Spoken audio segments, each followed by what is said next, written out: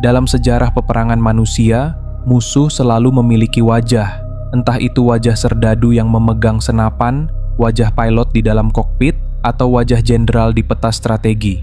Kita dilatih untuk membunuh manusia, dan kita dilatih untuk mati di tangan manusia. Tapi, ada satu halaman sejarah yang sering dilewatkan. Sebuah halaman berdarah dari tahun 1945, di mana satu batalion pasukan elit Kekaisaran Jepang harus menghadapi musuh yang tidak memiliki ideologi, musuh yang tidak peduli dengan bendera negara, dan musuh yang melihat manusia bukan sebagai lawan, melainkan sebagai makanan. Malam itu, 1000 orang masuk ke dalam kegelapan. Paginya, hanya 20 orang yang kembali. Sisanya, mereka lenyap, ditelan oleh rahang-rahang purba di dalam lumpur hitam. Ini bukan legenda urban, ini bukan takhayul. Ini adalah kejadian nyata yang tercatat di Guinness Book of World Records sebagai bencana paling mematikan dari serangan hewan. Selamat datang di neraka hijau, Pulau Ramri.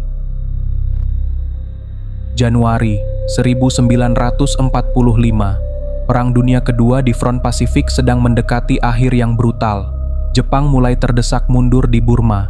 Di lepas pantai, pasukan Inggris melancarkan Operasi Matador. Target mereka adalah sebuah pulau strategis bernama Pulau Ramri. Pulau ini penting karena memiliki lapangan udara yang krusial.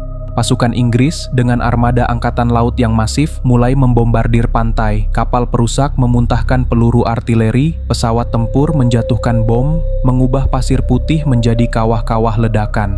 Di pulau itu bertahanlah sekitar 1000 tentara Jepang dari detasemen ke-54. Mereka adalah tentara veteran, pasukan elit yang keras kepala. Mereka memegang teguh kode Bushido. Bagi mereka, menyerah adalah aib yang lebih buruk daripada kematian. Meskipun kalah jumlah, meskipun logistik mereka terputus, mereka menolak untuk meletakkan senjata. Pasukan Inggris yang dipimpin oleh marinir kerajaan berhasil mendarat. Mereka mengepung posisi Jepang dari sisi utara dan selatan. Komandan Jepang, Kolonel Kanichi Nagasawa, terjebak. Di depannya, ada ribuan tentara Inggris dengan tank dan artileri. Di belakangnya, terbentang hutan bakau raksasa sepanjang 16 km yang memisahkan pulau itu dari daratan utama.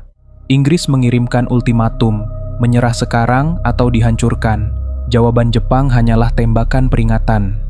Kolonel Nagasawa melihat peta. Dia melihat hutan bakau di belakang mereka sebagai satu-satunya jalan keluar. Rencananya adalah menembus rawa itu di malam hari, berjalan kaki sejauh 16 km, dan bergabung dengan induk pasukan Jepang di sisi lain.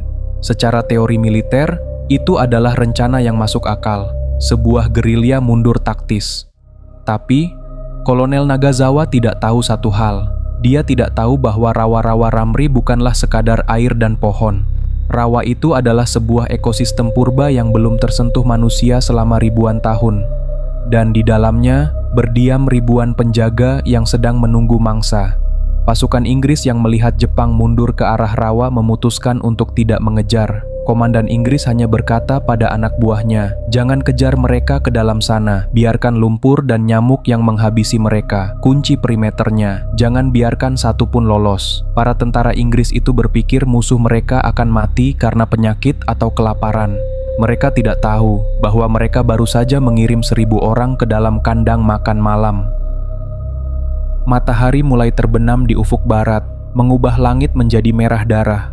Sebuah pertanda alam yang mengerikan. 1000 tentara Jepang mulai melangkah masuk ke bibir hutan bakau. Langkah pertama mereka langsung disambut oleh lumpur hisap. Ini bukan lumpur biasa. Ini adalah lumpur rawa bakau yang tebal, lengket, dan berbau busuk. Bau metana dari vegetasi yang membusuk menusuk hidung mereka. Setiap langkah adalah perjuangan. Kaki mereka tenggelam sampai ke lutut, kadang sampai ke pinggang. Mereka harus mengangkat senjata dan amunisi di atas kepala agar tidak basah. Baru 1 jam berjalan, stamina mereka sudah terkuras habis. Tapi musuh pertama mereka bukanlah hewan buas. Musuh pertama mereka adalah serangga. Saat kegelapan total menyelimuti hutan, jutaan nyamuk malaria menyerbu. Awan nyamuk itu begitu tebal hingga beberapa tentara tersedak saat bernapas. Belum lagi lintah. Lintah rawa sebesar jari kelingking menempel di kaki, leher, dan punggung mereka. menghisap darah dari tentara yang sudah kelelahan dan kurang gizi. Kalajengking hitam bersembunyi di balik kulit pohon bakau, siap menyengat tangan yang sembarangan berpegangan. Ini adalah neraka hijau. Para tentara Jepang yang tangguh itu mulai mengumpat. Moral mereka runtuh, mereka lelah, haus, dan terluka. Darah dari luka tempur mereka menetes ke air rawa yang keruh. Tanpa mereka sadari, tetesan darah itu adalah lonceng makan malam. Di dalam air yang hitam pekat itu, getaran langkah kaki 1000 orang merambat jauh. Bau darah dan keringat terbawa arus pasang yang mulai naik. Jauh di kedalaman rawa, mata-mata berwarna kuning mulai terbuka. Ini adalah rumah bagi Crocodylus porosus atau buaya muara, reptil terbesar yang masih berjalan di muka bumi. Panjang mereka bisa mencapai 6 hingga 7 meter, berat mereka bisa lebih dari 1 ton. Mereka adalah predator puncak yang sempurna. Evolusi selama jutaan tahun telah mendesain mereka untuk satu tujuan, membunuh. Kulit mereka setebal baju zirah baja, yang bahkan bisa memantulkan peluru pistol kaliber kecil. Mata mereka memiliki lapisan khusus yang memungkinkan mereka melihat dalam kegelapan total sejelas siang hari. Dan yang paling mengerikan adalah sensor di kulit mereka. Bintik-bintik kecil di sekitar rahang mereka bisa mendeteksi getaran air sekecil apapun dari jarak ratusan meter. Malam itu, getaran dari 1000 tentara Jepang yang meronta di lumpur terdengar seperti musik pesta bagi ribuan buaya di pulau itu. Satu persatu, predator raksasa itu mulai meluncur turun dari tepian lumpur, masuk ke dalam air tanpa suara, bergerak mendekat, mengepung mangsa yang tidak sadar. Jam menunjukkan pukul 10 malam, barisan tentara Jepang terhenti. Air pasang naik setinggi dada. Mereka tidak bisa bergerak, mereka terpaksa berhenti dan menunggu air surut. Suasana hening. Hanya ada suara napas berat dan tepukan tangan memukul nyamuk. Tapi kemudian, seorang prajurit di barisan belakang merasakan sesuatu, bukan lintah, bukan lumpur. Dia merasakan sesuatu yang keras, bersisik, dan besar, bergesekan dengan kakinya di bawah air. Dia membeku. Siapa itu? Bisiknya dalam bahasa Jepang. Dia pikir itu adalah rekannya yang terjatuh. Dia meraba ke dalam air yang gelap, tangannya menyentuh sesuatu yang dingin dan kasar, seperti batang kayu yang mengapung, tapi batang kayu itu bergerak. Dia menyalakan korek api. Cahaya kecil itu menerangi permukaan air di sekitarnya. Dan saat itulah dia melihatnya, bukan 1, bukan 2, tapi ratusan pasang mata kuning yang menyala mengelilingi mereka dalam formasi lingkaran yang sempurna. Mereka sudah dikepung. Sebelum dia sempat berteriak, batang kayu di depannya membuka mulut, memperlihatkan barisan gigi setajam silet, dan dalam satu gerakan yang terlalu cepat untuk dilihat mata manusia, rahang itu menyambar. Satu jeritan itu memecah keheningan malam. Dalam hitungan detik, air rawa itu meluap, ratusan buaya menyerang serentak dari segala arah. Kekacauan total terjadi, para tentara Jepang panik, formasi mereka hancur, mereka mencoba menembak. Dor. Kilatan api dari laras senapan Arisaka menerangi kegelapan sesaat, seperti lampu strobo di rumah hantu. Dan dalam kedipan cahaya itulah, mereka melihat pemandangan yang membuat jiwa mereka hancur. Teman-teman mereka ditarik ke bawah air dengan kecepatan mengerikan. Ada yang kakinya digigit, ada yang pinggangnya disambar, dan buaya muara melakukan teknik mematikan mereka, the death roll. Begitu rahang mereka mengunci, mereka berputar tubuh dengan kekuatan sentrifugal yang dahsyat. Suara tulang manusia yang patah terdengar lebih nyaring daripada suara tembakan. Lengan putus, kaki terlepas dari sendinya. Air rawa yang hitam seketika berubah menjadi buih merah darah. Tembak airnya, teriak perwira Jepang. Tapi peluru tidak berguna. Di dalam air yang gelap, mereka tidak bisa melihat target. Tembakan mereka meleset atau memantul di kulit keras punggung buaya. Malah, banyak tentara yang tewas tertembak oleh teman mereka sendiri dalam kepanikan buta itu. Mereka mencoba memanjat pohon bakau, tapi pohon bakau itu licin dan penuh duri. Banyak yang terpeleset jatuh kembali ke air, langsung disambut oleh mulut yang menganga. Mereka yang berhasil naik ke dahan pohon pun tidak selamat. Buaya muara bisa melompat keluar dari air menggunakan ekor mereka yang kuat, menyambar kaki yang bergelantungan. Ini bukan pertempuran, ini adalah eksekusi. Manusia yang merasa diri mereka adalah predator puncak dengan senapan mesin, tiba-tiba sadar posisi mereka yang sebenarnya. Di tempat ini, mereka hanyalah daging lunak yang tidak berdaya. Sementara itu, di pinggiran rawa, beberapa kilometer dari sana, pasukan Inggris berjaga di perahu patroli mereka. Mereka tidak bisa melihat apa yang terjadi karena tertutup hutan lebat, tapi mereka mendengarnya. Naturalis Bruce Wright yang ada di salah satu perahu itu mencatat momen itu dengan detail yang mengerikan. Dia menulis, "Malam itu adalah malam paling mengerikan yang pernah dialami oleh anggota pasukan manapun. Suara tembakan senapan yang tersebar di rawa gelap diselingi oleh jeritan orang-orang yang terluka dihancurkan di dalam rahang reptil besar, dan suara dengkuran buaya yang berputar menciptakan kakofoni neraka yang jarang ditiru di bumi." Para tentara Inggris yang tangguh, veteran perang yang sudah melihat mayat dan bom, tampak pucat pasi. Mereka menutup telinga mereka. Mereka tidak berani masuk untuk menolong. Siapa yang berani masuk ke dalam blender daging itu?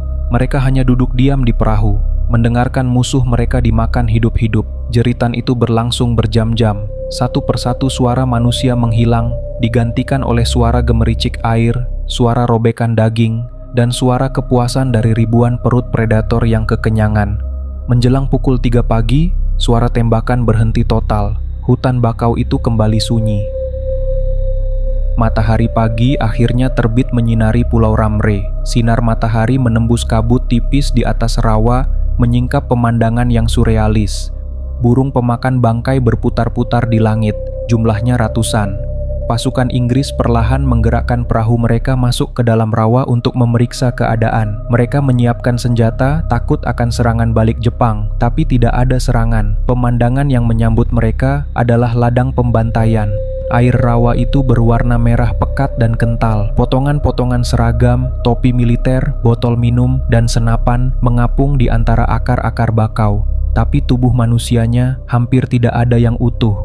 Dari sekitar 1.000 tentara Jepang yang masuk ke rawa itu semalam, pasukan Inggris hanya menemukan 20 orang yang selamat. 20 orang itu ditemukan sedang bergelantungan di pucuk pohon bakau atau merangkak di lumpur tepi rawa.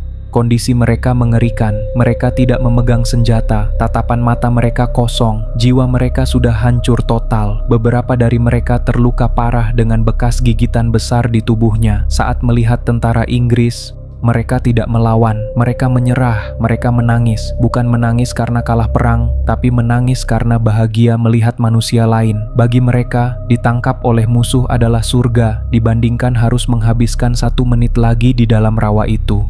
Dokter militer Inggris mencatat bahwa para korban selamat ini mengalami trauma psikologis yang sangat berat. Mereka histeris setiap kali melihat air. Mereka terus bergumam tentang mata kuning dan suara tulang patah. Kolonel Nagasawa dan sebagian besar perwiranya tidak pernah ditemukan. Mungkin mereka tewas bertarung, atau mungkin mereka menghilang di telan lumpur. Hari ini, Pulau Ramrey masih ada di sana. Hutan bakaunya masih lebat dan liar, dan buaya-buaya muara itu, mereka masih menjadi raja di sana. Populasinya masih terjaga. Penduduk lokal di Myanmar percaya bahwa pulau itu terkutuk. Mereka sering mendengar suara jeritan hantu dan suara percikan air di malam hari, padahal tidak ada siapa-siapa. Kisah Pulau Ramrey ini mengajarkan kita satu pelajaran brutal tentang kesombongan manusia. Kita sering merasa bahwa kitalah penguasa bumi. Kita punya teknologi, kita punya senjata, kita punya strategi perang. Tapi di hadapan kekuatan alam liar, semua itu tidak berarti apa-apa. Senapan mesin dan granat tidak bisa menyelamatkanmu dari predator yang sudah menyempurnakan seni membunuh sejak zaman dinosaurus. Di dalam hutan bakau itu, pangkat jenderal tidak berlaku. Yang berlaku hanyalah hukum rimba, makan atau dimakan. Terima kasih telah menyimak kisah nyata yang mengerikan ini. Ini adalah pengingat bahwa terkadang musuh yang paling berbahaya bukanlah yang memegang senjata di seberang parit, tapi yang bersembunyi di bawah kakimu, menunggu dalam diam.